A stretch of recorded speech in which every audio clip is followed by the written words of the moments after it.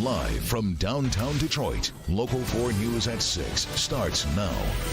Many are calling a comment from this city council candidate racist. My suggestion, recommendation, keep Marysville a white community as much as possible. Tonight, hear from Jean Kramer in her own words.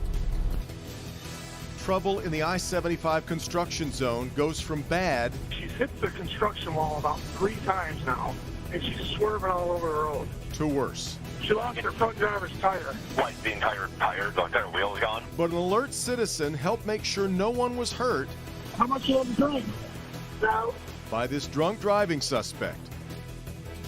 Good to have you with us for Local 4 News at 6. We first introduced you to Stacy Foote earlier this week after her arrest on suspicion of drunk driving. Well, tonight, 911 calls and police video obtained only by Local 4 are giving us a sense of the danger and the drama as drivers followed Foote to make sure she was stopped and arrested. Sean Lay live in the area where it all unfolded. Sean, several other drivers called 911 about this woman's driving.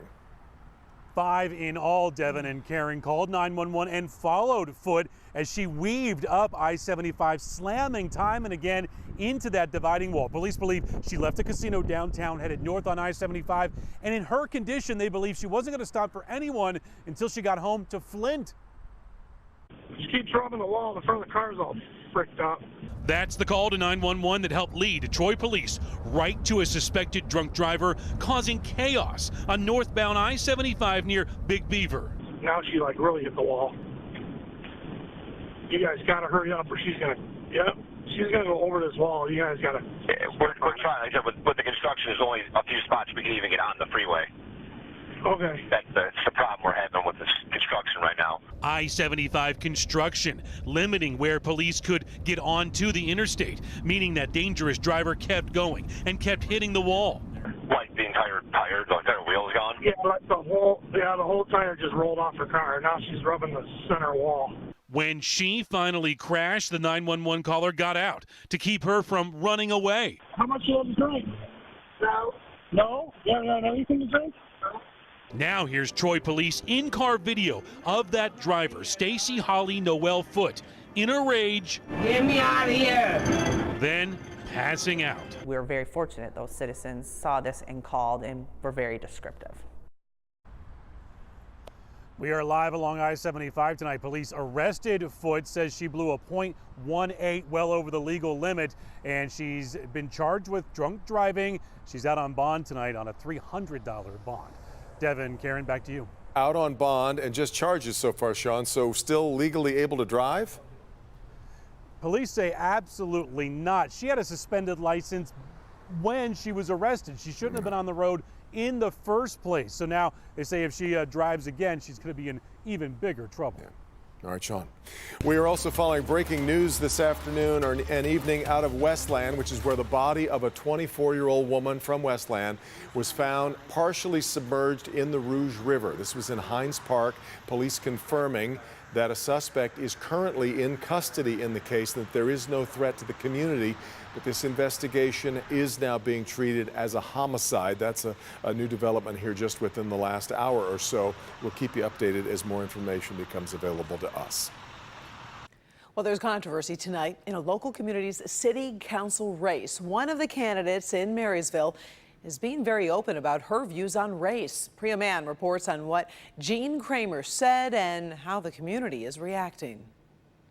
Marysville is a picturesque place not far from Port Huron with a population of about 10,000 people. For the most part, it's a welcoming city, unless If people are coming here to get away from their own country, what they should do is, or need to do, is go back to their own country and straighten it out. Meet Jean Kramer. The 68-year-old Marysville woman is running for a spot on city council. We've been living here long enough to know that we like the white people. During a forum Thursday night, this is how she answered a question about diversity. Keep Marysville a white community as much as possible. No foreign people. Every other candidate strongly disagreed, and on Friday, Kramer wanted to clarify. Mixed marriage? That's what's wrong. Do you feel like you're a racist? Me, no. I have no problem with black people and nothing like that, no. You just don't want interracial marriages or have them moving into Marysville? Because it's wrong, it's immoral. Her opinions spread quickly around town. It's racist. To each their own, but like I said, it's going to start some trouble. I try to like go and steer clear of people like that, honestly. I don't like to confront people who don't like to deal with my race or anything like that. I just go on with my life, honestly. Joe Hill, out shopping with his niece Skylar, says he doesn't believe Kramer's comments reflect the views of most people in Marysville. They don't seem like they want to win. And Kramer has been unfazed by all of the criticism. In fact, she was surprised when we showed up at her door. The Fringe candidate says she wants to represent the views of senior citizens. Reporting live, I'm Priya Mann, Local 4. Wow. Priya, how are other local politicians responding to this? Most of them, if not all of them, are outraged. In fact, the mayor pro tem is the daughter of a Syrian immigrant. She strongly condemned her comments. Other politicians reiterating that Marysville is a welcoming city. Send it back to you. Sure, we will be hearing more on this. All right. Thank you, Priya. Heading into the weekend and a Friday night that is suitable for just about anything. A lot of people, of course, coming downtown for the ball game this evening, but it's beautiful. It is, and we've saved the best for last. We didn't use it all up when we were at work this week. So once we get into Saturday and Sunday, it is going to be even better than today. We'll tack on just a couple extra degrees in the afternoon. Probably see a few less clouds than what's showing up here on satellite.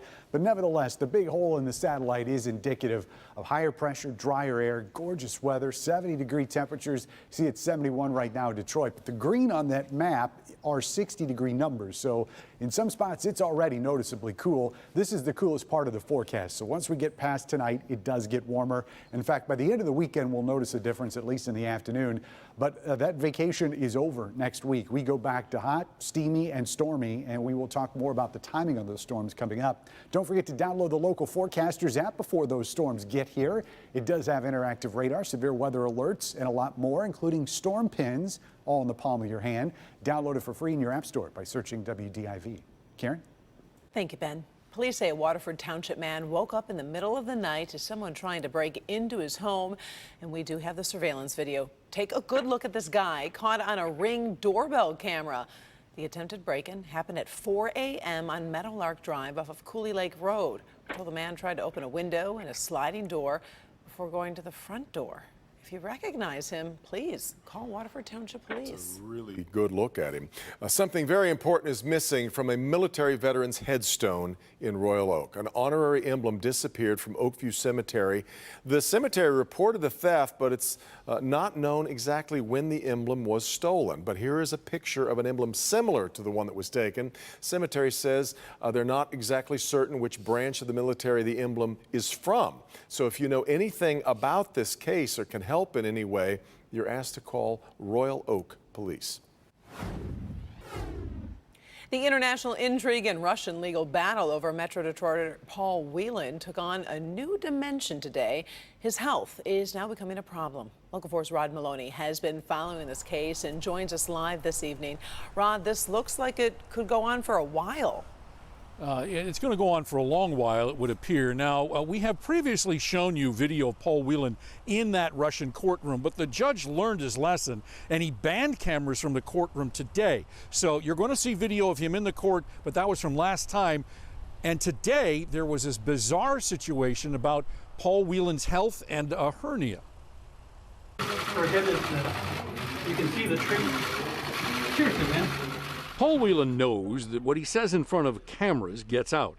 So it's clear from the hallway scene he's not happy with his treatment, not that it much matters in Russia. We do have stills showing Whelan looking thinner and pale. He told the judge he has a hernia, and on top of that, he's been beaten by his jail guards. He also said they forced him to pick up and carry his belongings to new jail cells, which aggravates his illness. He was supposed to have surgery last January, which ended up postponed after his arrest in a Moscow hotel room. The Russian secret police say that he had a flash drive with a list of Russian spies in his possession. He's maintained all along he thought it was vacation pictures from a friend, and now he's facing up to 20 years in prison for alleged spying. Print reports from today's hearing say the judge stopped the proceedings in order to get him an ambulance, but Whelan refused, saying they'll check his blood pressure and they won't let him ride in an ambulance to the hospital anyway. So the judge had a nurse look at him in the courtroom, and as predicted, she said he was perfectly healthy. The judge then decided to agree with the prosecutors, looking to keep him in jail for 3 more months as the investigation into his case continues. Whelan's attorney says there is no evidence that Whelan did anything wrong. Now, initially, the Whelan family was not happy with the attorney, didn't think they were getting much help. But the attorney today said that he thinks what's going to happen here is that they're going to keep Paul Whelan in prison probably for a year, which takes it now to December and maybe beyond, and then try and trade him for a Russian who is in prison here in the United States. So we'll have to see whether, in fact, that prediction comes to pass. Back to you. Now, Rod, you've been in touch with Paul's brother David in the past. Have you heard from him today? You know, strangely enough, no, he did not make himself available. We have been able to talk to him, get him on the phone, get him in front of a TV camera, but today he absolutely didn't return any phone calls.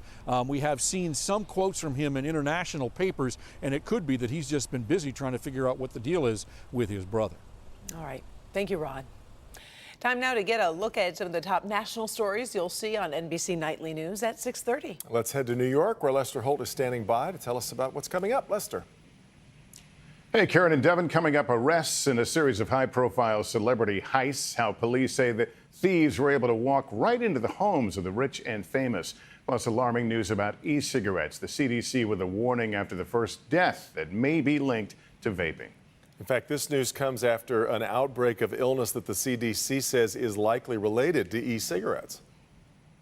Yeah, CDC saying the number of people with this mystery illness is growing. It's mostly impacting teens and young adults. We'll tell you the very latest on this when we see you on Nightly News. All right, that's in about 20 minutes. We appreciate it. Thank you, Lester. Okay. Head and Good Health, a simple solution to lower back pain that could help people avoid pain pills and all the risks that go with them. Also, one of the prime pieces of real estate in all of Detroit, the top of the Westland, which will soon be home to not just 1, but 4 new places to eat. And we'll have that next.